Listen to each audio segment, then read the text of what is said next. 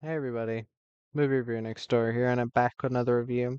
And this one's kind of a small review, just saying some small thoughts on a movie that I really fucking enjoy.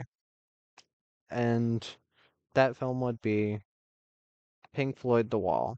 And I'm gonna talk about this a second. But Pink Floyd The Wall, uh,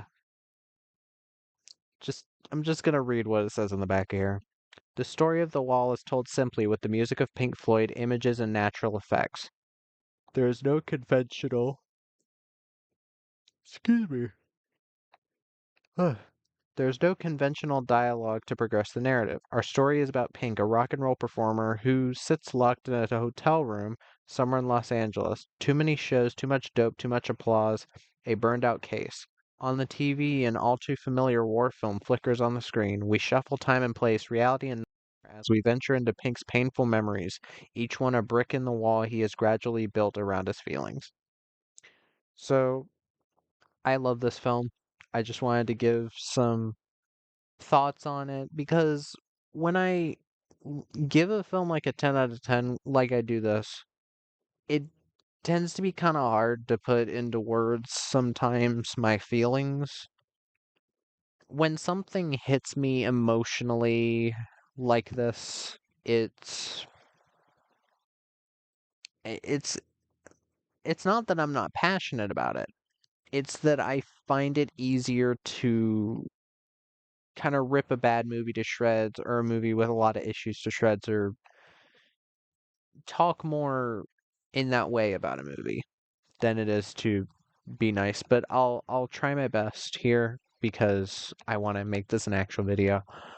Um this as a fan of Pink Floyd as a band, I don't have this album on vinyl.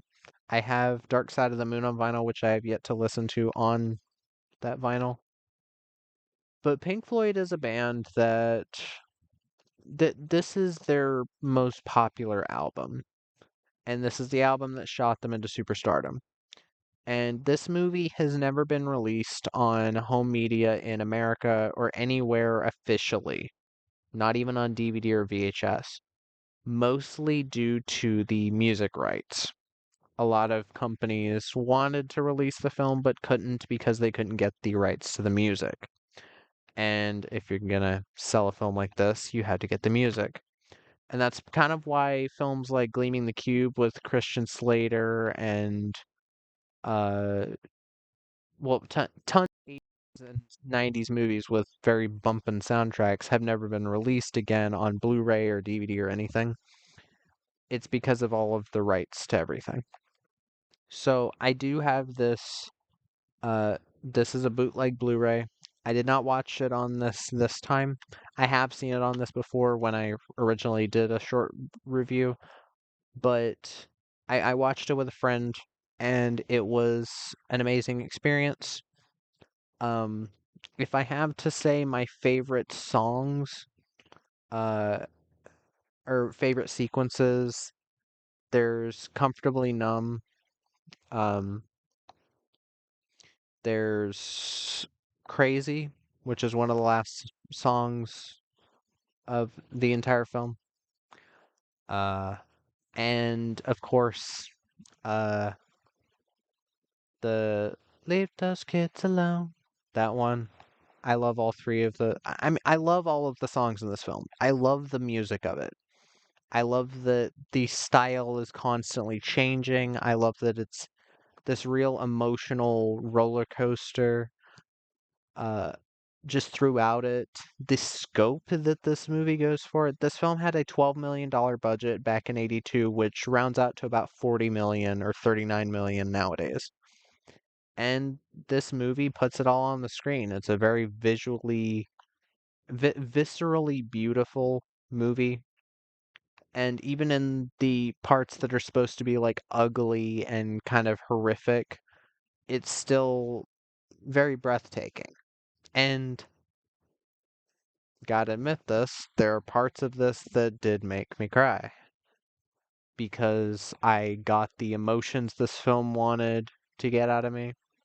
It, again, it puts you through a roller coaster. And I mean, this video isn't going to be a breakdown of the meanings behind everything. Certain things can have different meanings. Um, and certain things, oh my lord, my hair. My hair looks rough. Certain things have certain meanings, certain things can have certain interpretations. I am fine with that. Mostly the story of this is about Pink. It's literally about the lead singer of Pink Floyd, and in this movie, it's his name is Pink, and about how he went through kind of a block at a point in time, and even when he was doped up and everything, the producers wanted him to keep going. And this is basically his kind of fuck the system type of thing, where he's like dealing with the the music producers who want him to keep making and making and making, even if he really shouldn't be, even if he should be looking out for his mental health. And it's a fucked up thing to watch. They don't go super in depth on that, but again, it is an hour and a half. It's not like it's gonna be entirely about that. It's also kind of about his childhood, I'm guessing. But yeah, people like Doug Walker, Nostalgia Critic, I think they just don't really care to understand what this is going for. Uh, and then he tried to make his own version, and a lot of people didn't like that, so I guess he really doesn't understand it. But there's a lot of really visually interesting set pieces like throughout these song and dance numbers, especially the kids fighting back against the teachers and all that.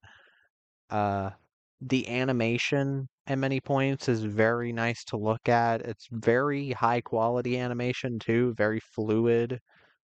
Also very terrifying at times.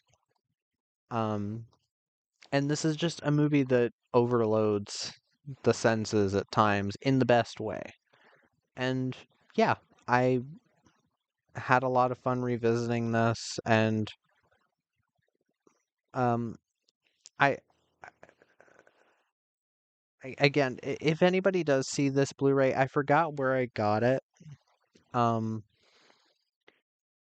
but it has a behind the scenes thing that's about 30 minutes long, showing how they did a lot of the sequences, which is cool. Um, but yeah, you will never see this on Blu-ray or 4K Blu-ray or even DVD really anywhere because of the music rights and everything, which sucks. But again, I was still happy to watch this again, and I hope other people will discover it for the masterpiece it is. But yeah, that was my thoughts on Pink Floyd The Wall. If you've seen the film, let me know what your thoughts are in the comments down below. If you have any recommendations, put them down there as well. And movie reviewer next door.